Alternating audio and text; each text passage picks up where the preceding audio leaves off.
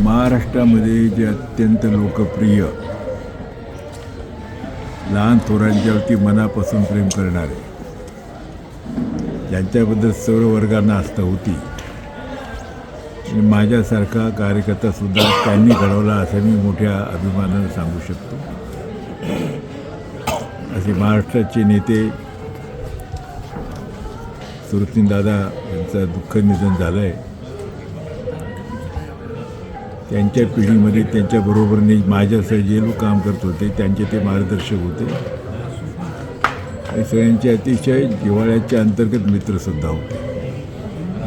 त्यांच्या हरपण्यानं महाराष्ट्रातल्या आदिवासी समाजाचा मोठा थोर नेता जसा हरपला तसा आम्हा असंख्य मित्रांच्या जीवनामध्ये सुद्धा स्वतःच्या घरचं कोणीतरी मृत्यू पावलं अशा प्रकारची खंत, अशा प्रकारची पोकळी आमच्या मनात निर्माण झालेली आहे.